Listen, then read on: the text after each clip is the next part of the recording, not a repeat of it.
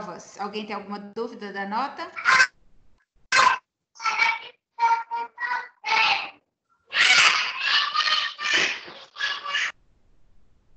Hein, gente? Com relação às notas, alguém tem alguma dúvida? Ou não? Tudo ok? Não. Então, vamos lá. Hoje estamos iniciando a unidade 3, né? Vitaminas. Aula que vem vamos falar de minerais. Eu ia fazer uma aula só. Eu ia fazer uma aula só de vitamina e mineral.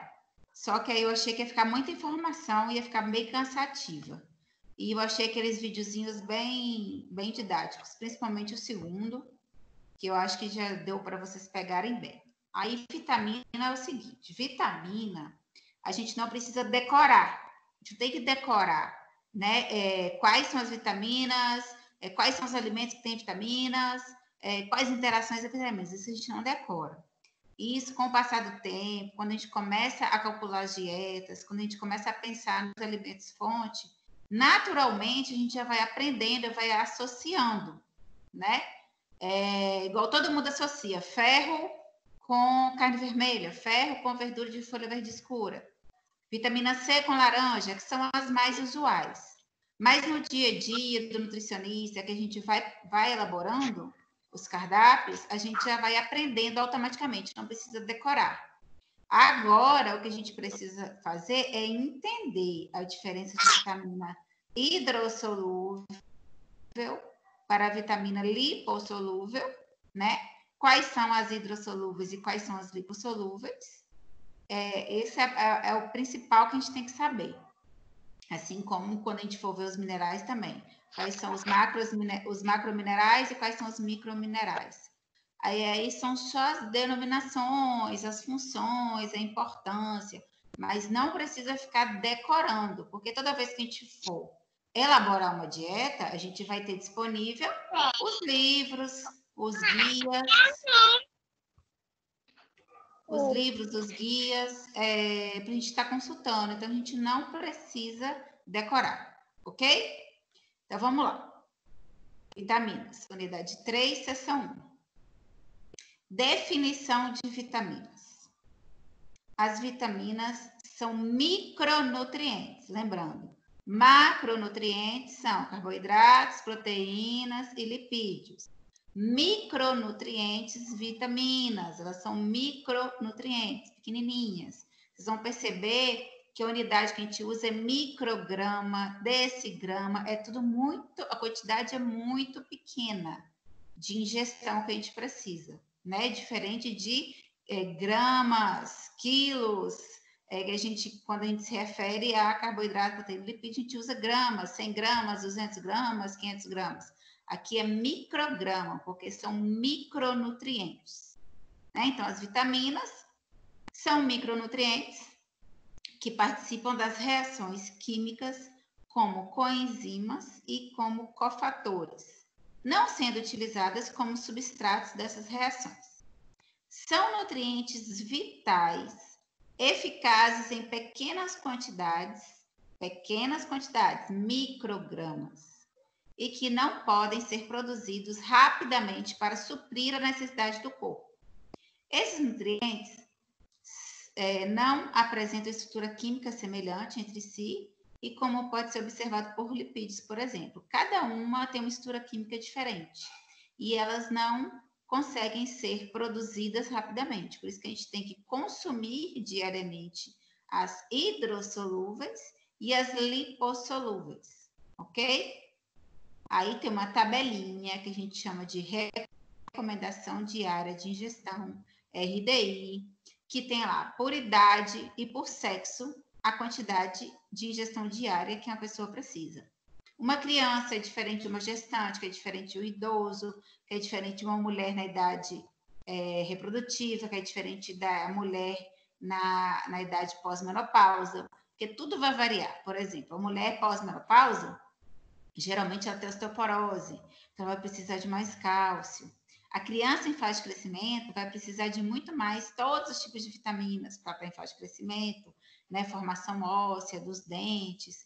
Então, cada idade vai ter uma variação, que é outra coisa também que a gente não precisa decorar. a gente sempre vai ter disponível a tabelinha para a gente estar consultando. A gente vai pegar nosso paciente, vai ver lá nosso paciente, qual é o sexo, qual é a idade, se está gestante ou não, e qual é a recomendação de qual micronutriente ali você quer colocar na sua dieta, que você acha que tem a ver com a patologia ou com o motivo que ela te procurou. Ok? Perguntas? Por enquanto tá tranquilo. Vocês estão vendo o slide, né? Sim. As vitaminas devem ser ingeridas prioritariamente por meio de uma alimentação saudável. A gente sempre tem que buscar bater essa recomendação diária com a alimentação saudável. A suplementação vitamínica, ela deve ser realizada em indivíduos com deficiência ou que necessitem de recuperação por alguma doença. Porque em pessoas saudáveis, a gente tem que bater com a alimentação saudável. A gente só vai suplementar após um exame bioquímico detectar que está com deficiência ou porque está em recuperação de alguma patologia. Aí sim a gente pode suplementar, né? Mandar manipular ou comprar na farmácia. Agora, via de regra, a gente consegue, né, atingir a recomendação diária com alimentação saudável. No entanto, em alguns casos específicos, temos indicação de suplementação, como é o caso das gestantes, que devem fazer uma ingestão de ácido fólico. Lembram disso? Toda mulher que está pensando em engravidar, quando procura o ginecologista, geralmente o ginecologista já passa o ácido fólico antes dela engravidar, né? Porque é muito importante para a formação do feto, a formação do tubo neural desse feto. Então, o gestante precisa de fazer essa suplementação de ácido fólico. As vitaminas são compostos que apresentam a função de regulação no organismo humano. Poucas quantidades desses nutrientes já atendem às recomendações diárias e normalmente são expressas em miligramas ou microgramas. Foi o que eu iniciei falando. É muito pouca quantidade, gente, igual a vitamina C. Não justifica uma pessoa ir lá e comprar aquela vitamina C de farmácia. Não tem porquê. A gente consegue atingir a recomendação diária de vitamina C com uma fruta rica em vitamina C, por exemplo, uma quantidade X de acerola, né? Um copo de suco natural de acerola, uma goiaba, umas 2 laranjas. Algumas frutas que têm maior teor de vitamina C, se ingeridas, né, diariamente, a gente atinge. Não tem porquê a gente comprar vitamina C em farmácia, não tem porquê a gente suplementar por conta própria, porque é coronavírus, porque tem que melhorar a imunidade. Não existe, não tem como melhorar a imunidade. A imunidade ela é construída, né? No seu dia a dia, nos seus hábitos alimentares. Não tem como, do dia para a noite, uma pessoa que só come pizza, hambúrguer, Coca-Cola, de repente comprar um monte de vitamina C, começa a tomar um monte de shot antioxidante, achando que vai construir essa imunidade do dia para a noite. Não vai. Imunidade é a sua alimentação normal do seu dia a dia ao longo da sua vida. Então, é maior besteira ficar gastando dinheiro com suplemento sem ter feito o exame bioquímico e sem ter detectado que está em deficiência. Porque isso vai gerar um outro problema, que é o excesso de vitamina, né? Que também pode gerar algumas patologias, a intoxicação por excesso de vitaminas. Então, isso é muito sério. Ok? Alguém aí que fez um carregamento de vitamina C na farmácia no caso do corona? Ou não? Todo mundo já sabia que não precisava. Foi um carregamento na feira de verdura e legumes. Só da feira mesmo. Pois é, não precisa. Perguntas? Para mim tá tranquilo. Então, vamos passar. Então, como eu falei, né, as vitaminas são divididas em 2 grupos, as hidrossolúveis e as lipossolúveis. As hidrossolúveis, solúveis em água, são as vitaminas que precisam ser consumidas todos os dias, porque o nosso organismo não consegue armazenar, né? A gente acabou ali de comer uma laranja. Aí aquela vitamina C ela já vai ser absorvida e vai ser utilizada onde precisa. E se sobrou, eliminada, não vai ficar armazenada para amanhã. Então tem que ser um consumo diário, para a gente conseguir bater a recomendação diária. As lipossolúveis, né, que são solúveis em lipídios, são vitaminas que nosso organismo consegue armazenar, né? Ela pode ser armazenada. Tanto que, eu não sei se alguém aqui já fez exame de sangue, já detectou que a vitamina D estava baixa. Geralmente, todo mundo tem a vitamina D abaixo do recomendado, tem em torno de 20, 22, porque muitas pessoas não pegam mais sol, todo mundo passa protetor para ir para a rua, por causa de câncer de pele, por causa de mancha no rosto, e geralmente a gente não pega muito sol. Então, geralmente, quando você faz exame de sangue, a vitamina D sempre está baixa. Tá 20, 22 e a média, o ideal é 30. Aí o médico vai e passa a vitamina D. Ela não é diária, ela é um comprimido uma vez por semana durante 10 semanas, justamente por isso. Porque a vitamina D, ela é lipossolúvel e ela fica armazenada sendo utilizada pelo nosso corpo. Ok? Perguntas?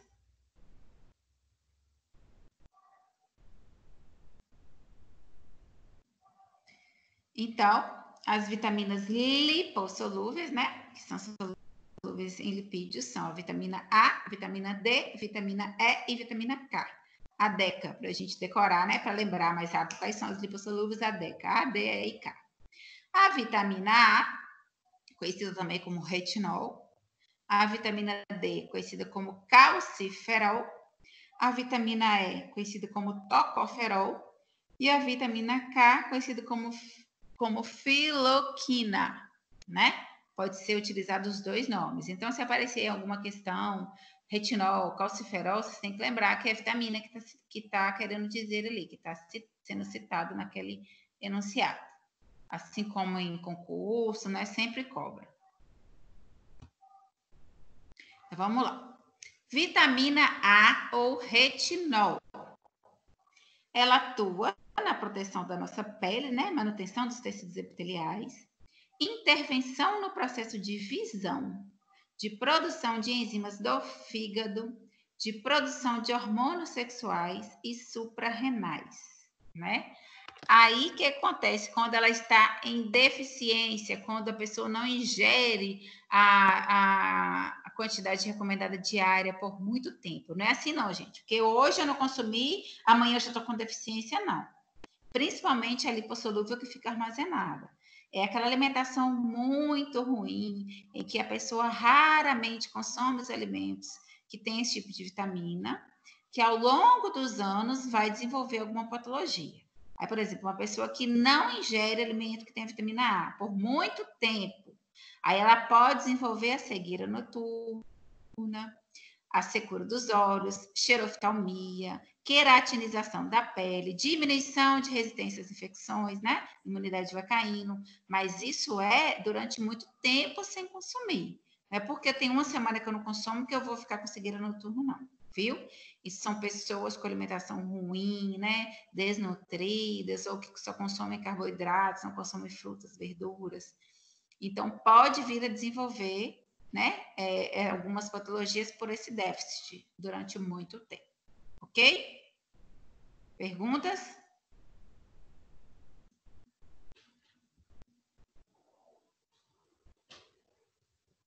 Então, vamos lá. Vitamina D, a tão falada vitamina D, que inclusive estavam recomendando vitamina D agora para o coronavírus, alegando que vitamina D ajuda na imunidade. Realmente ela ajuda. Mas, como eu falei, quando o médico detecta, através do exame bioquímico, que está com deficiência de vitamina D, ele vai passar a vitamina D, a suplementação, que você vai tomar 1 por semana, durante quase 3 meses. Então, não adianta você tomar um comprimido hoje de vitamina D e achar que você está imune. Não está. Ele ajuda na construção da imunidade, né? É todo um processo, de acordo com a alimentação. Não é do dia para a noite tomar um shot ali que está resolvido. Não vai adiantar. Então, vitamina D ou calciferol. Forma-se na pele por ação dos raios ultravioletas a partir da provitamina D ingerida. Essencial para a absorção de cálcio e de fósforo e é precursora de hormônios e de colesterol. Quando ela está em déficit, né, pode levar ao retardo de crescimento em crianças em fase de crescimento, Desenvolvimento anormal dos ossos, também conhecido como raquitismo. Pode levar à descalcificação dos ossos, osteoporose, ou a osteomalácia. Então, gente, em qualquer fase da vida, a vitamina D é muito importante. Seja ela no feto, que está em fase de crescimento, seja ela no desenvolvimento da criança, que ainda está em fase de crescimento, precisa de vitamina D, e principalmente depois na idade, né, adulta, depois de 60 anos, que já o risco de osteoporose vai ser maior. Então, em todas as fases, a vitamina D tem que ser monitorada e tem que ser suplementada caso for necessário, principalmente para as pessoas que não ficam diariamente, pelo menos 15 minutos no sol, provavelmente vai ter um déficit aí da vitamina D, ok? Perguntas?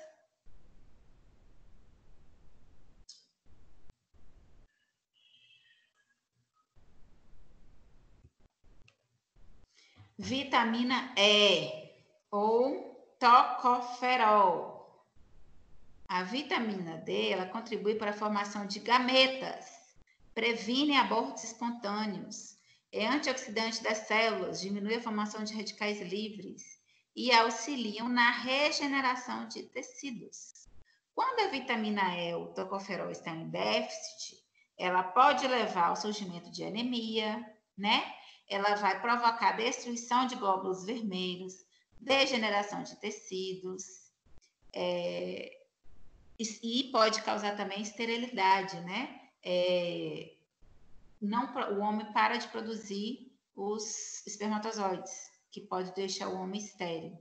Então, seria o déficit da falta de ingestão da vitamina E por um longo período de tempo. Não é só porque em uma semana eu não ingeri vitamina E que eu estou estéril, que eu não produzo espermatozoide. Não é isso. É como eu digo, é ao longo de um tempo prolongado, mais de um ano, 6 meses, que a pessoa não está ingerindo, pode provocar algum desses sintomas. Vitamina K. Vitamina K, gente, ela é muito importante porque a gente sempre vai atender paciente pós-AVC, paciente pós problemas cardíacos, que vão estar relacionados com a vitamina K. E a vitamina K, ela é encontrada em muitos tipos de vegetais, de hortaliças, e geralmente uma pessoa pós-AVC, pós-infarto, ela vai precisar perder peso, ela vai precisar manter uma dieta equilibrada.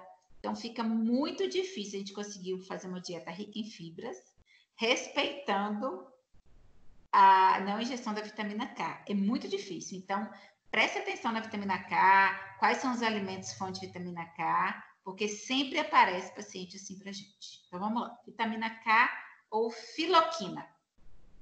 É fundamental no processo de coagulação sanguínea, né? Anti-hemorrágica, participando da formação da protrombina. Então, pessoas que estão pós-AVC ou pessoas que estão com trombose, a primeira coisa que o médico faz é passar uma medicação para diminuir, como se diz para o leigo, ralear o sangue, né? Vai diminuir a protrombina sanguínea, que vai diminuir a coagulação sanguínea para evitar a formação de novos trombos, para evitar o AVC. Então, a primeira coisa é essa medicação e suspender da alimentação alimentos que podem levar à formação de protrombina, que vão, entre aspas, engrossar esse sangue, né? Que vão facilitar a formação de trombos. Então, vitamina K é muito importante a gente sempre lembrar dela e do risco que a gente pode colocar no nosso paciente, que já é um paciente cardíaco ou pós-AVC ou pós-infarto. Então, quando a pessoa não ingere vitamina K, ela é saudável, ela não tem problema de coração, ela não tem AVC, mas ela simplesmente não consome nenhum alimento com vitamina K. Esse déficit prolongado de vitamina K pode levar a hemorragias nasais, no sistema digestório e no sistema urogenital. Por quê? Porque você não está consumindo vitamina K, você não está formando protrombina, seu sangue não está coagulando da forma que deveria. Então, pode levar a essas hemorragias. Um simples cortadinho, ferimento não cicatriza, né? E a gente tem muitos pacientes, principalmente idosos, que os médicos recomendam o anticoagulante para evitar. Ou porque está com a carótida comprometida, 90% de comprometimento da carótida. Então, o sangue tem que estar o mais ralo possível para conseguir passar por essa carótida quase toda comprometida. Então, são algumas táticas que os médicos utilizam. E aí a gente tem que lembrar, nesses pacientes, ele não te procurou por causa disso, ele te procurou porque ele está diabético, te procurou porque quer perder peso. Mas você tem que lembrar de associar. Se é um paciente que tem problema circulatório, provavelmente a gente tem que eliminar e orientar, né? Passar uma listinha com quais são esses alimentos que ele deve evitar. Não é que ele não pode comer nunca, que ele vai morrer, mas que ele deve evitar. Pode ser algum que ele consuma todo dia, que está prejudicando. A gente sempre que tem que associar. Por isso que é muito importante a gente pedir exame bioquímico, né? A gente perguntar quais são as medicações que o médico passou, porque sempre vai estar associado também com a alimentação, para a gente conseguir um resultado mais rápido, uma recuperação mais rápida, ok? Estou falando muito rápido? Não, tá tranquilo. Então, vamos para frente. As vitaminas hidrossolúveis, né? Que são solúveis em água, que são as que não ficam armazenadas no nosso corpo, que são as que a gente tem que ingerir diariamente. São as do complexo B e a vitamina C, né? São vitaminas que precisam ser consumidas todos os dias, pois o nosso organismo não consegue armazenar. Pertencem a essa classe as vitaminas do complexo B, B1, B2, B3, B5, B6, B7, B9 e B12 e a vitamina C. Então, gente, assim, quem assistiu o vídeo, acho que deu para entender. Tem um conjunto de vitaminas do complexo B. A gente precisa decorar todas, saber todas, como eu te falei. Vocês vão ter sempre ali à disposição um livro, né? A internet para estar pesquisando. Quando aparecer um determinado paciente, uma determinada patologia que não pode consumir ou que deve consumir, para vocês ali lembrarem e colocar na dieta aqueles alimentos. Mas aqui você só tem que entender, basicamente, quais são as hidro e quais são as lipossolúveis, né? E a importância que elas têm para o organismo e o que a deficiência delas podem causar. Então, vamos lá. Vamos falar de algumas, não vou falar de todas, não. A vitamina B1 ou a tiamina, ela atua no metabolismo de carboidratos como a coenzima de reações no ciclo de Krebs e da cadeia respiratória.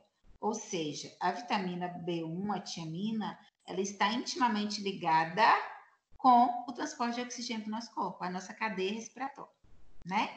E aí, quando está em déficit, quando essa pessoa passa muito tempo sem consumir a vitamina B1, ela pode gerar o beriberi, que é uma patologia que acomete os membros edematosos, limitação dos movimentos, atrofia muscular, falta de apetite, apatia, depressão, entre outros.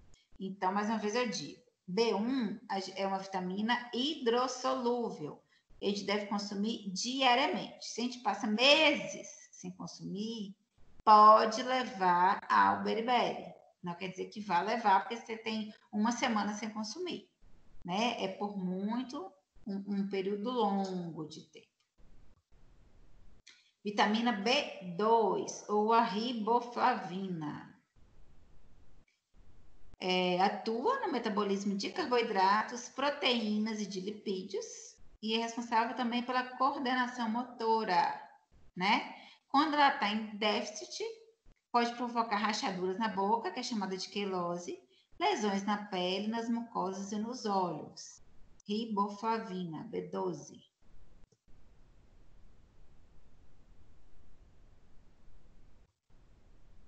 B3, niacina. Atua no metabolismo de carboidratos, proteínas e lipídios.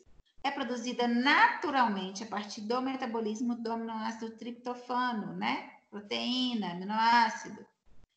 Em déficit, ele pode levar a pelagra, né? Que é uma dermatite, ou a diarreia, ou até demência, dependendo de quanto tempo não se consome, por muitos anos. B5, o ácido pantotênico, faz parte da coenzima A, importante no metabolismo de carboidrato, proteína e lipídio. Quando está em déficit, né, pode levar a uma falta de atenção, uma apatia, alergias, náuseas, transtornos do sono, baixo rendimento energético. Então, gente, percebendo que a B é uma das mais importantes, né? Porque está relacionada ao transporte de oxigênio, que consequentemente vai levar a tudo isso, a preguiça, apatia, falta de interesse, falta de atenção, aí outras patologias até mais graves.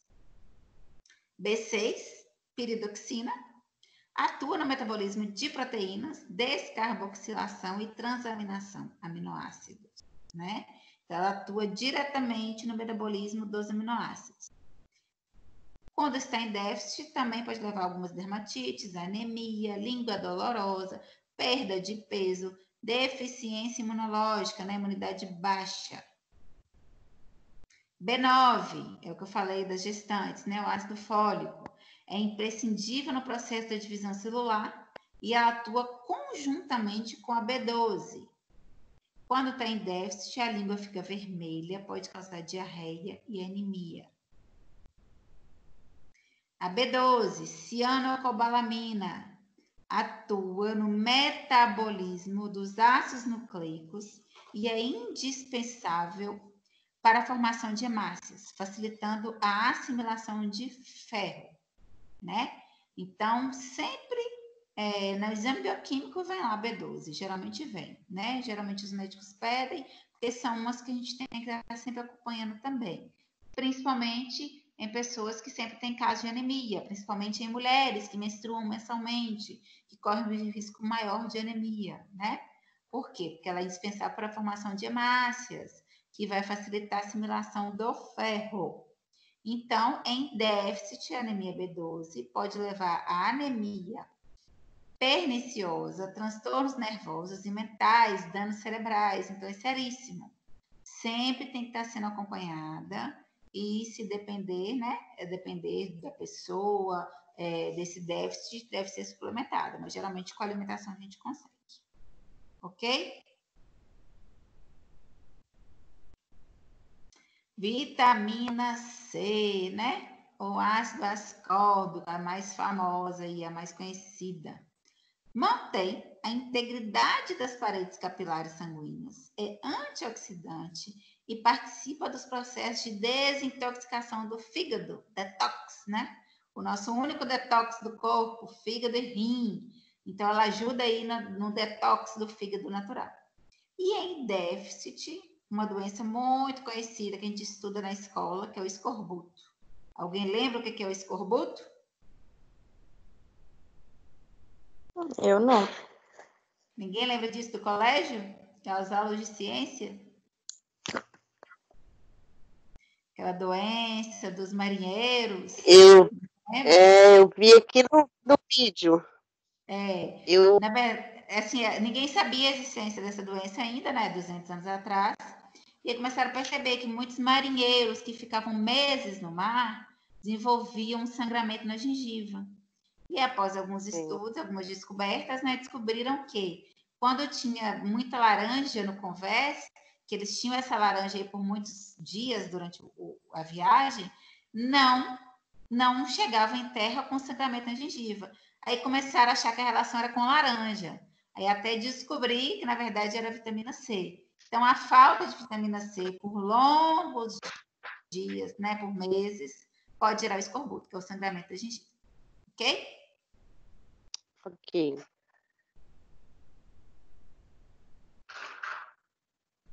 Então, gente, é importante lembrar que o processo afeta a quantidade de vitaminas dos alimentos.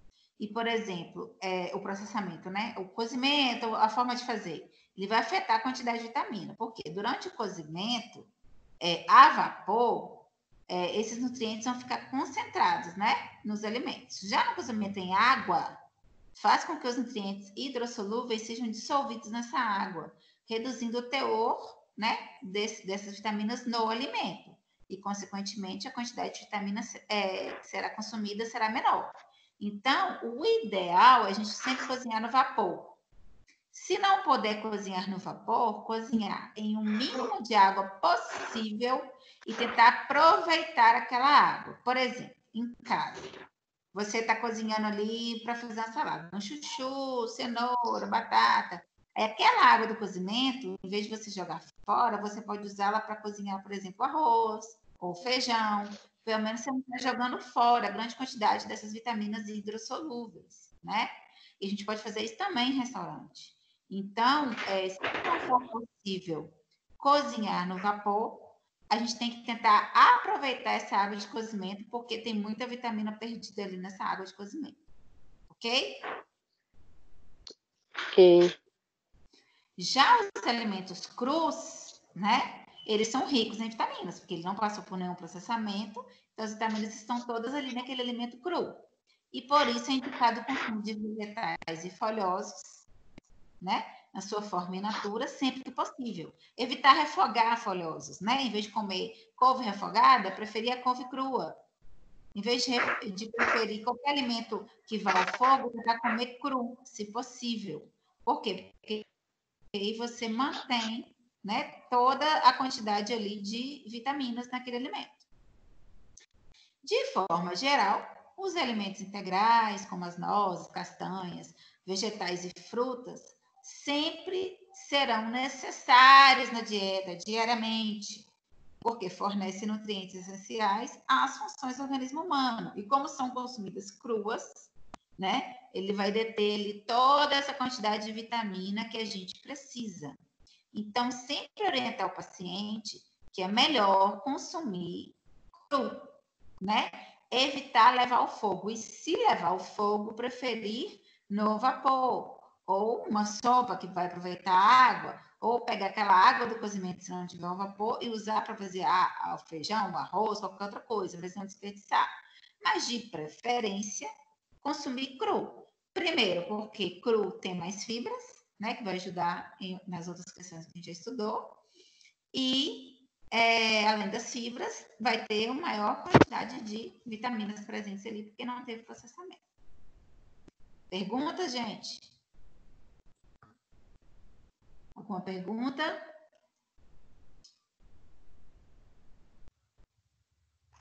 Para mim tá tudo certinho. Ô, professora, Vou passar uma atividade. A senhora vai disponibilizar esses slides pra gente? Eu estou gravando e postando a aula no AVA. Ah, tá. Tá bom. Todas as aulas estão gravadas no AVA. Ok. Então, gente, outra coisa importante a gente lembrar. Como essa absorção dessas vitaminas, tanto hidrossolúveis quanto lipossolúveis, precisam do intestino, né? Que, como a gente sabe, as absorções ocorrem geralmente no intestino. Quando um paciente passa por uma cirurgia bariátrica, geralmente eles retiram um grande pedaço do estômago e retiram também um pedaço do intestino.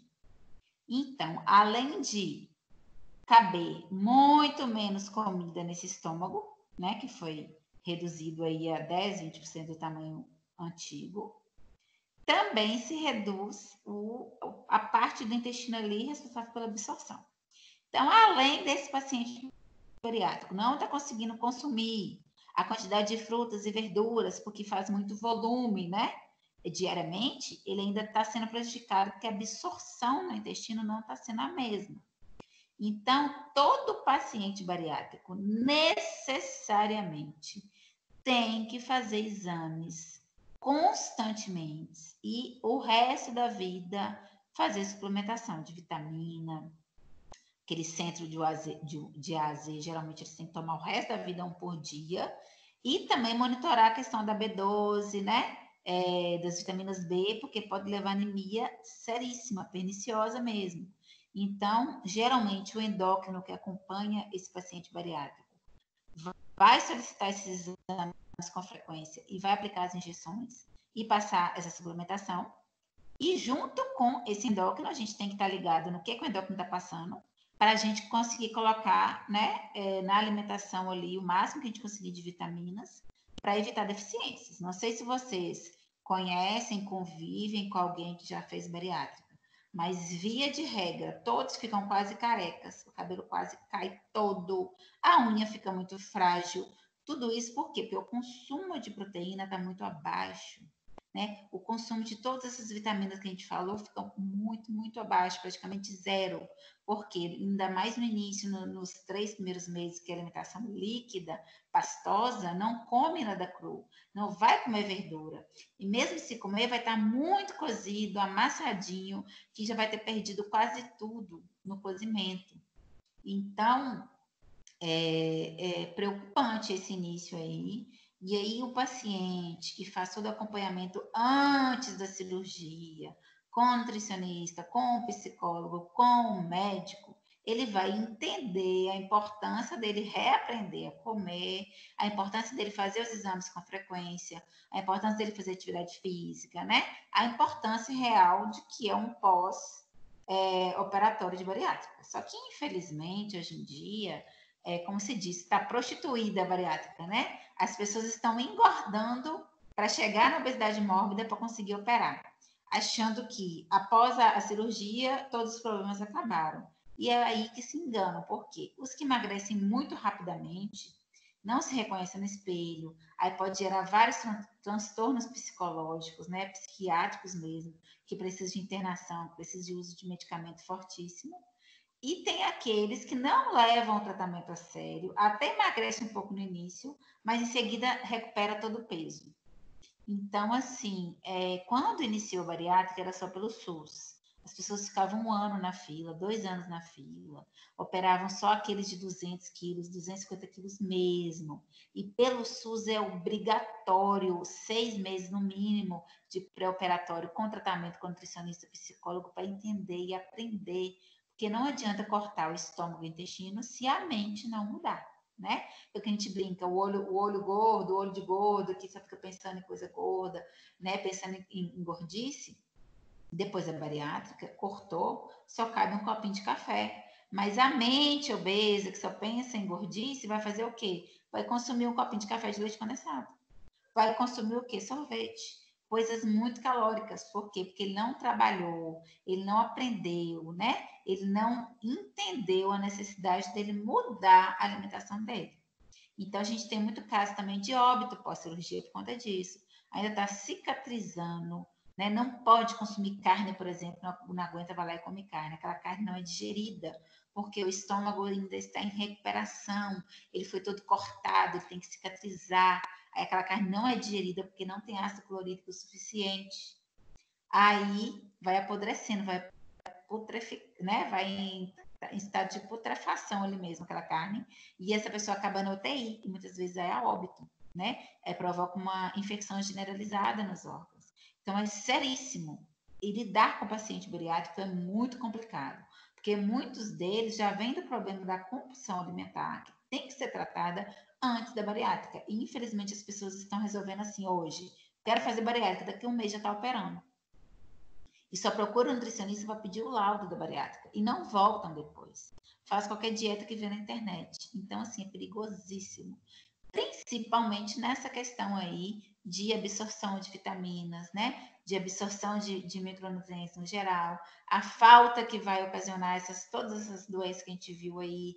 Então, tem que estar monitorando, tem que estar fazendo exame bioquímico, tem que estar suplementando. E muitos, pelo fato de não passarem por médicos antes, não fazer o tratamento antes, não passar por um nutricionista antes, não entende da importância, né, desse monitoramento, e depois que emagreceu já está bom, já está feliz, era o corpo que eu queria, pronto, acabou. E depois acabam, né, desenvolvendo algumas patologias sérias. Ok? Perguntas?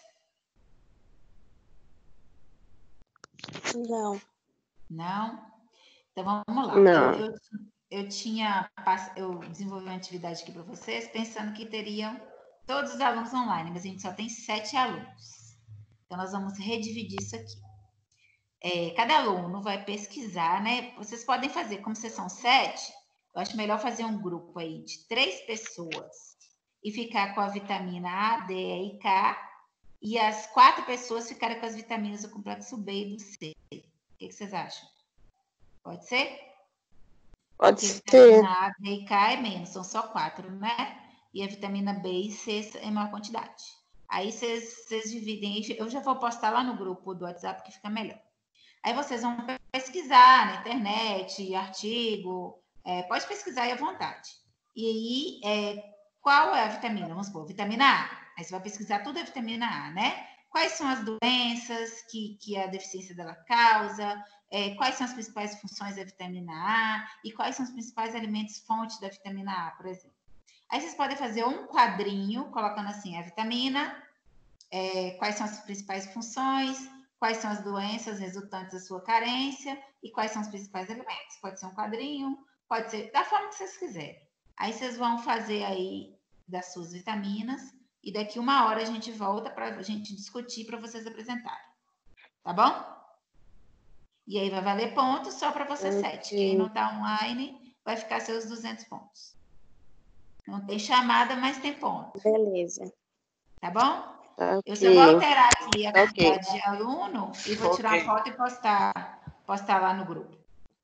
Ok. Tá bom? Tá bom. Tá bom. Então, eu vou encerrar aqui e a gente volta 9 horas.